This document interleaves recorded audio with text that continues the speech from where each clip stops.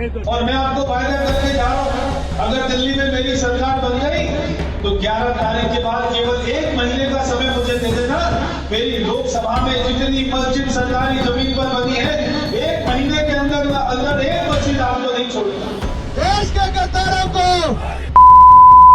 देश के गद्दारों को, देश के गद्दारों को। साल 2020 23 अप्रैल का दिन था। सीएए के खिलाफ दिल्ली में लंबे समय से प्रदर्शन चल रहे थे। प्रदर्शनकारी जाफराबाद पहुंचे। एकाएक कपिल मिश्रा भी वहां पहुंच गए, भाषण दिया और कुछ देर बाद दंगे शुरू हो गए। दंगे के 6 साल पूरे हो चुके हैं। दंगे के दौरान अमेरिकी राष्ट्रपति ट्रंप भी दिल्ली में मौजूद थे। हमारी मुलाकात हुई एक आरोपी से, जिस पर 6 से ज्यादा मुकदमे हुए। आज उसको अफसोस है इस बात पर कि क्यों इस तरह की घटना हुई, क्यों शहर का माहौल बिगड़ा। नाराजगी राष्ट्रीय स्वयंसेवक संघ से भी है और भारतीय जनता पार्टी से भी, जो हिंदुओं के हित की बात तो करते हैं लेकिन असलियत कुछ और ही है। रियलिटी पूरी तरह अलग है। क्या हुआ, कैसे हुआ, किससे नाराजगी है?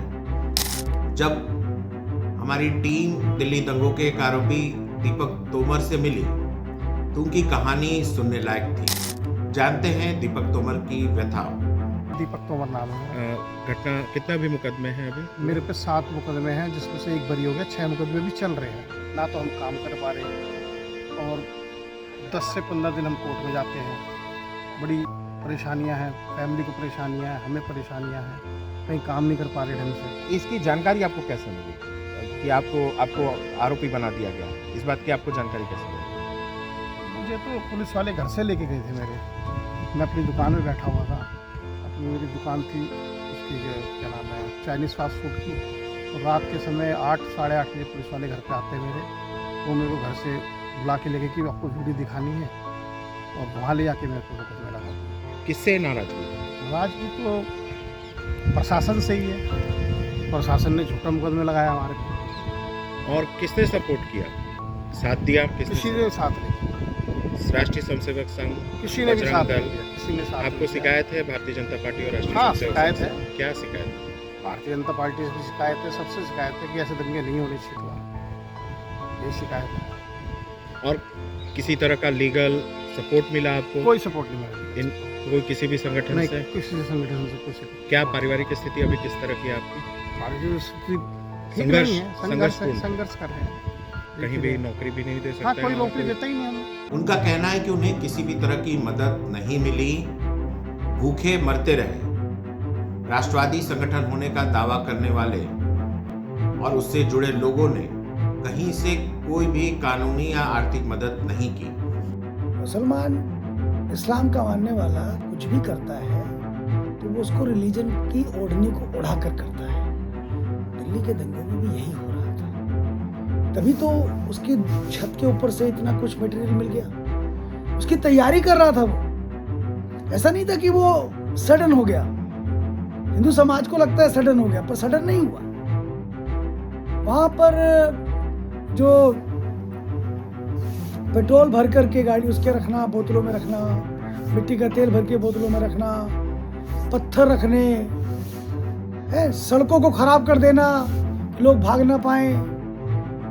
तो सारी जानकारी, सारी तैयारी के बाद दिल्ली के अंदर दंगे हुए और जिसके अंदर हिंदू समाज को उन्होंने मारा। और उसके बाद फिर क्या करा, जैसा कि हमेशा करता है मुसलमान, विक्टिम कार्ड। इस देश में माइनॉरिटी के साथ समस्या हो रही है। और उस समय घटना क्या हो रही थी, कोई आ रहा था विदेश से हमारे देश के, हमारे देश की छवि खराब करना, मोदी जी की छवि खराब करना, मोदी जी की छवि खराब करना, देश की छवि खराब करने का प्रयास था ही, और थोड़ी कुछ था, इसीलिए किया गया था। स्थानीय निवासी दीपक सिंह से हमने बातचीत की। उनका आरोप था कि यह एक अंतर्राष्ट्रीय साजिश थी, महिलाओं को आगे किया गया और हिंदुओं के जेनोसाइड का प्लान था। मेरा नाम दीपक सिंह है और यही निवास है करावल नगर में। जैसे दिल्ली पुलिस ने भी अपनी चार्जशीट में लिखा है कि ये प्री प्लान थे।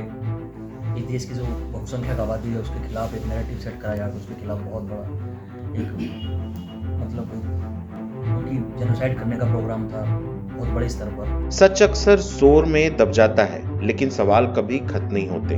विचारधाराओं की टकराहट, आरोपों की परतें और अदालतों के लंबे रास्तों के बीच एक आम इंसान की जिंदगी भी चलती रहती है, उम्मीद और संघर्ष के सहारे। इस स्टोरी का उद्देश्य किसी पक्ष का फैसला सुनाना नहीं, बल्कि उन पहलुओं को सामने लाना है जिन्हें समझना हम सबके लिए जरूरी है, क्योंकि लोकतंत्र सिर्फ घटनाओं से नहीं बल्कि सच की तलाश से मजबूत होता है। आपको यह प्रस्तुति कैसी लगी यह हमें जरूर बताएं। हमारे वीडियो को लाइक करें, चैनल को सब्सक्राइब करें।